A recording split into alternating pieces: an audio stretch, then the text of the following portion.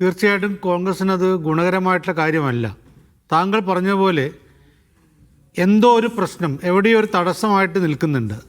രാഹുലിനെ ഇപ്പോഴും സംരക്ഷിച്ച് നിർത്തുക എന്ന് പറയുന്നത് മറ്റാരുടെയൊക്കെയോ താല്പര്യമായിട്ട് നിൽക്കുന്നു. അതല്ലെങ്കിൽ കെ മുരളീധരൻ പറഞ്ഞ പോലെ ബ്രഹ്മാസ്ത്രം പ്രയോഗിക്കേണ്ട സമയം അതിക്രമിച്ചിട്ടുണ്ട്. ഇപ്പോഴത്തെ ബാംഗ്ലൂരിലുള്ള യുവതിയുടെ പരാതി മാത്രമല്ല, കോൺഗ്രസിൽ തന്നെയുള്ള ഷഹനാസിനെ പോലുള്ള ആളുകൾ എഴുതിയിട്ടുള്ള കാര്യങ്ങൾ അവർ വളരെ രൂക്ഷമായ രൂപത്തിലുള്ള പ്രതികരണമാണ് നടത്തിയിട്ടുള്ളത്. കുറേ പേർക്കുള്ള അനുഭവങ്ങളെക്കുറിച്ച് അവർ പറയുന്നുണ്ട്.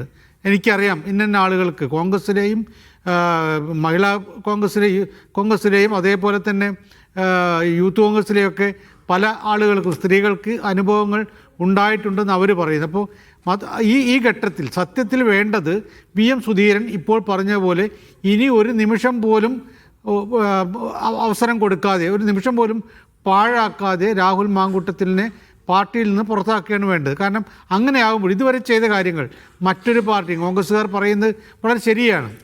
മറ്റൊരു പാർട്ടിയും ഇപ്പോൾ CPM ഉൾപ്പെടെയുള്ള പാർട്ടികൾ ഇത്തരം പ്രശ്നങ്ങൾ വരുമ്പോൾ പല കാര്യങ്ങൾ പാർട്ടിയുടെ നിലപാടുകളെക്കുറിച്ച് പറയും. ഇവിടെ രാഹുൽ മാങ്കൂട്ടത്തിനെ സസ്പെൻഡ് ചെയ്തു, രാഹുൽ മാങ്കൂട്ടത്തിനെ ഈ തങ്ങളുടെ കോൺഗ്രസിൻ്റെ പക്ഷത്ത് നിർത്തുന്നില്ല, അവർക്ക് സ്പീക്കർക്ക് കത്ത് കൊടുത്തു, ഒപ്പം കൂട്ടുന്നില്ല. പക്ഷേ അദ്ദേഹത്തിന് ചില ആളുകളൊക്കെ ഈ രംഗത്ത് തന്നെ തെരഞ്ഞെടുപ്പ് പ്രവർത്തനത്തിലൊക്കെ അദ്ദേഹം ഉണ്ടായിട്ടുണ്ട്. അവിടെയൊക്കെ ആ നിലനിർത്തുന്ന കുറേ ഏതോ ഒരു ഘടകം, പിടിച്ചു വലിക്കുന്ന ഏതോ ഒരു ഘടകമുണ്ട്. അത് രാഹുൽ മാങ്കൂട്ടത്തിൽ വിചാരിച്ചാൽ നടക്കുന്നതല്ല.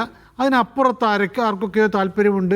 അത് ശരിയാണ് സജീവൻ. ഇപ്പം രാഹുൽ മാങ്കൂട്ടത്തിൽ എന്ന് വെച്ചാൽ വളരെ പെട്ടെന്ന് ഉയർന്നു വരികയും പെട്ടെന്ന് യൂത്ത് കോൺഗ്രസ് പ്രസിഡന്റ് ആവുകയും ചെയ്തതാണ്. അദ്ദേഹത്തിന് അങ്ങനെ അടിത്തറയുണ്ടെന്ന് വിചാരിക്കാൻ വയ്യ. അദ്ദേഹം ഉയർന്നു വന്ന വഴി നമുക്കറിയാമല്ലോ. അങ്ങനെ അടിത്തട്ടിൽ പണിയെടുത്ത് വളർന്നു വന്ന ആളല്ല. അതുകൊണ്ട് തന്നെ അടിത്തട്ടിലെ പാർട്ടി ബന്ധമല്ല. അദ്ദേഹത്തിന്റെ ഏറ്റവും വലിയ പവർ എന്ന് പറയുന്നത് ഗോഡ് ഫാദറാണ്, സംശയമില്ലാത്ത കാര്യമാണ്.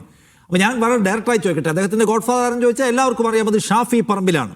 ഇന്നും ഷാഫി പറമ്പിലിനോട് ചോദിക്കുന്നു, ഷാഫിയോട് ഇതുമായി ബന്ധപ്പെട്ട കാര്യം ചോദിക്കുമ്പോൾ ഷാഫി പറയുന്നത് അദ്ദേഹം മാറി നിൽക്കണമെന്ന് പാർട്ടി ആഗ്രഹിച്ചു, ആ തീരുമാനം അദ്ദേഹവും എടുത്തു എന്നാണ്. അദ്ദേഹം ഒരു തെറ്റു ചെയ്തു എന്ന് ഷാഫി ഒരു ഘട്ടത്തിലും പറയുന്നില്ല. അദ്ദേഹത്തിന്റെ ഭാഗത്ത് നിന്ന് അനുചിതമായ പെരുമാറ്റമുണ്ടായി എന്ന് പോലും പറയുന്നില്ല.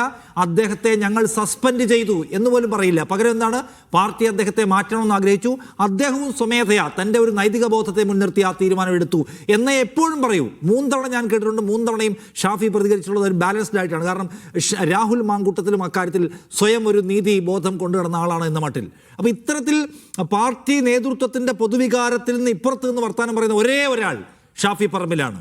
അപ്പോൾ അതിനകത്ത് ഷാഫിയുടെ താല്പര്യം പ്രവർത്തിക്കുന്നുണ്ട് എന്ന് നമുക്ക് ന്യായമായി സംശയിക്കാമോ സജീവൻ?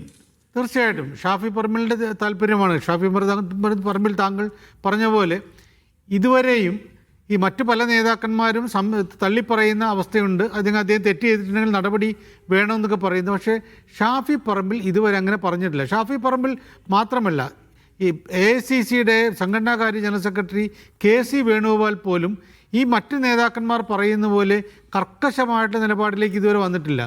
ഈ 2 പേരുടെ, കാരണം ഷാഫി പരസ്യമായി തന്നെ ഇദ്ദേഹം ഒരു തെറ്റും ചെയ്തിട്ടില്ല എന്നുള്ള രീതിയിൽ നിൽക്കുന്നു. K സുധാകരൻ നേരത്തെ ഇതേപോലെ പറഞ്ഞു. പക്ഷേ സുധാകരൻ പിന്നീട് മാറ്റി പറയേണ്ട ഒരു അവസ്ഥ വന്നു. സണ്ണി, KPCC പ്രസിഡന്റ് സണ്ണി പറഞ്ഞു, വ്യാജ പരാതികൾ കൊടുത്തതിനെക്കുറിച്ച് പറഞ്ഞു. പക്ഷേ അപ്പോഴും പിന്നീട് അദ്ദേഹം പറയുന്നു നടപടികളെക്കുറിച്ച് ഞങ്ങൾ ആലോചിക്കുന്നു പറയുന്നു. ഇവിടെയുള്ള പ്രശ്നം എന്ന് പറയുന്നത് ഷാഫി പറമ്പിൽ ഉൾപ്പെടെയുള്ള ആളുകൾ, ഷാഫി പറമ്പിൽ വളരെ ശക്തമായിട്ട് ഇദ്ദേഹത്തിൻ്റെ ഇവർ തമ്മിലുള്ള ബന്ധം നമുക്ക് കൃത്യമായിട്ട് അറിയാം. അത്രയും ശക്തമായ ബോണ്ടിങ് ഉള്ളതാണ്.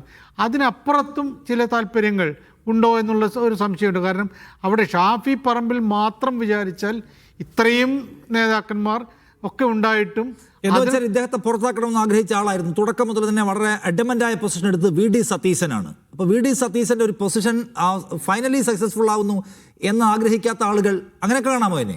തീർച്ചയായിട്ടും അത് അങ്ങനെ ഒരു ഘടകമുണ്ട്. കാരണം VD സതീശൻ കർക്കശമായ രൂപത്തിലുള്ള നിലപാടെടുത്തു. അതിൽ നിന്ന് സതീശൻ കഴിഞ്ഞ ദിവസം പോലും പറഞ്ഞു, ഞാൻ നിലപാടിൽ നിന്ന് മാറുന്ന പ്രശ്നമേ ഇല്ല, മാറ്റിയിട്ടേ ഇല്ല എന്ന് പറയുന്നു. ഇപ്പോൾ ഇന്ന് സതീശൻ്റെ പ്രതികരണത്തിൽ നമുക്കറിയാം ഒരു തരത്തിലുള്ള വലിയ നീരസമുണ്ട്. കാരണം ശരിക്കും നടപടി എടുക്കേണ്ട ഘട്ടത്തിലെത്തിയിട്ട് പോലും നടപടി എടുക്കാത്തുള്ള നീരസമുണ്ട്. ഇതിൽ സതീശനെ ഒതുക്കൽ ഒരു പ്രധാനപ്പെട്ട ഘടകമായിട്ട് തന്നെ കാണുന്നു. സതീശൻ ശക്തമായിട്ട് ആദ്യം രംഗത്ത് വന്നതുകൊണ്ട് എന്നാൽ പിന്നെ നോക്കട്ടെ കാണട്ടെ എന്നുള്ള രീതിയിലേക്ക്